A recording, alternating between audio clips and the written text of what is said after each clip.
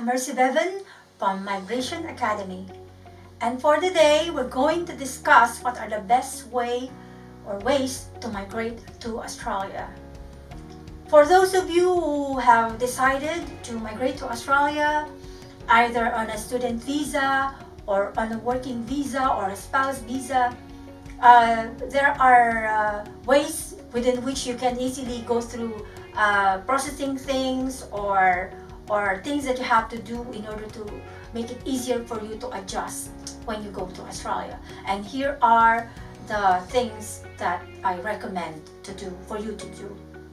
Number one, you have of course to research for a suitable visa for you.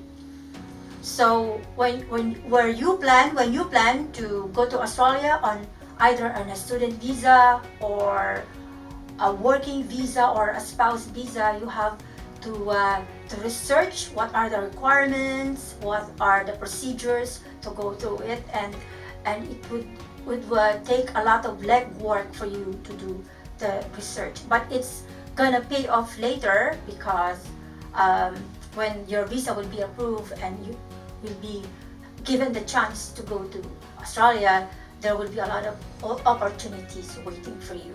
All right. So the second one is I recommend for you to use a good migration agent. So in my case, when I was in the Philippines, I was still in the Philippines, I hired an educational provider because I don't know anything about migration or migrating to Australia. So even if it's quite expensive, if you are not sure what are the papers or the documents that you need to submit, you need to hire a good migration agent. And the third, I would recommend for you to bring your own savings. Why?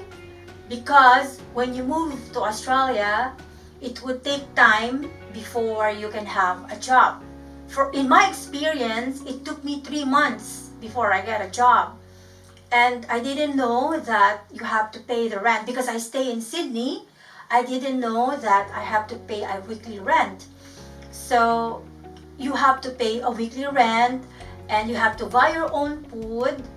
You have to pay your transpo. You have to buy this card. You have to have an internet connection and all those stuff. So for a certain period, like 2-3 months, some took them 5 months to have a job.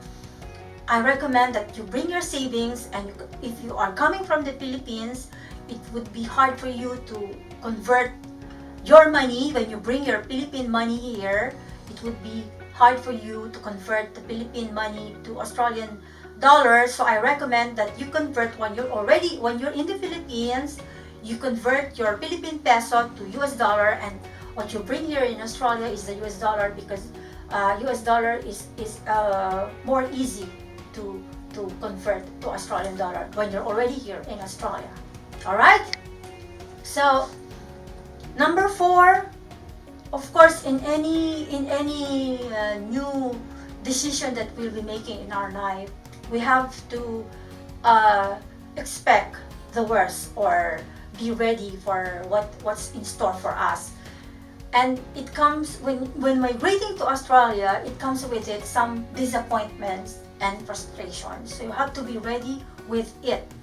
So in my case, what I did before I go to Australia is that I bring with me my core values, my faith, and my Bible, which I read every day. So whatever comes, whatever challenges that you will have, you always pray and you just surrender everything to the Lord. And at the end of the day, everything will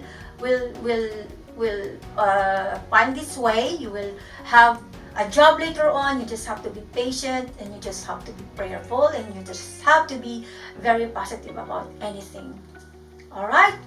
So number 5 is connected to number 4. You have to be very positive, and being positive comes with it being patient. So as I have said before, when you arrive in Australia, you apply for a job, and when, for example, you're a business salesman in the Philippines, you cannot go to Australia and apply as a business person. Why? Because most of the employers here look for a local experience, which means you have, if you apply for a business salesperson here in Australia or as a salesperson, you have to have a local experience as a salesperson here also in Australia. So what I can recommend for you to do is that you don't prejudge those jobs that will make money for you, but it's quite physically taxing, like cleaning and bartending or waitressing. But these jobs will help you or support you when you are studying in Australia. And remember that when you're in Australia, most of the jobs here, they pay you by the hour. So it's just a matter of doing the job, no matter what the job.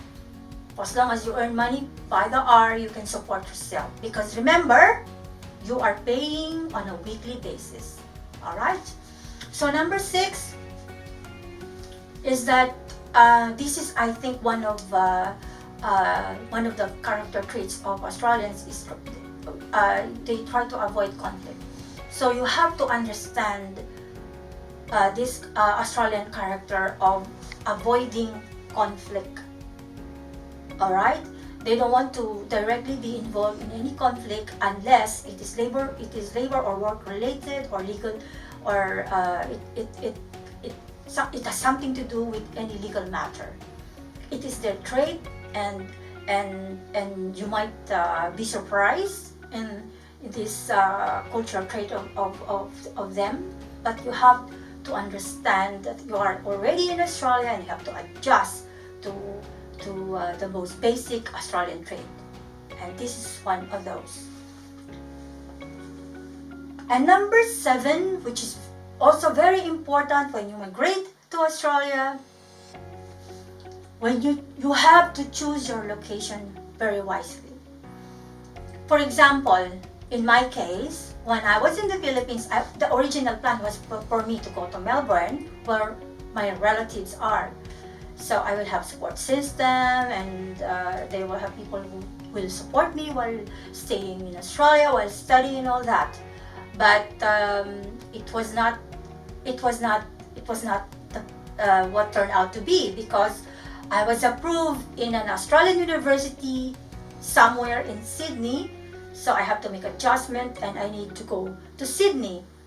And I didn't know that when you are in Sydney, the cost of living is very high and way up than in other regions in Australia, like Tasmania and Perth and Adelaide, and even in Melbourne.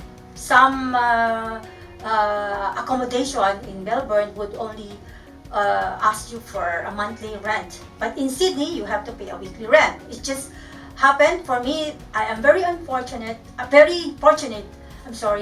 that when I arrived in Australia, there are this very generous young couple who took me into their house, and they are a Christian couple, and we read the Bible together, and they share their food with me, and we share our faith and all the challenges. We talked about it. So I was given the opportunity to have nice people supporting me during those times that I was new in Australia. So it's very important to choose your location wisely.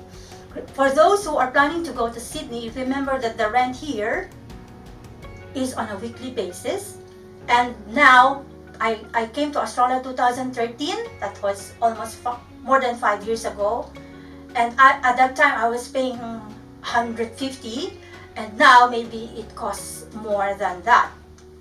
And that is exclusive of the food, which means you have to buy or cook your own meal every day or whatever. So you have to budget everything when you go to Sydney or when you go to Australia. And number 8, which is very important, because if you go to Australia, you have to have a job to support yourself. So one way to have a job in a faster way is to network. And you can network through some groups, or like me, for example, I used to join these meetup groups where like there are some artists there, or if you are fond of photography, you can connect or network with a group of photographers, and they talked about what are their gigs or whatever. They can help you.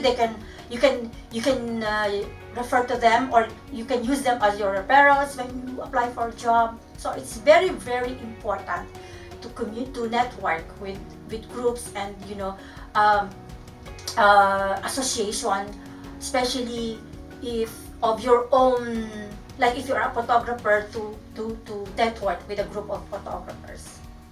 So I hope these tips and encouragement that I have discussed you today can help you in your decision to migrate to Australia. Bye bye and God bless.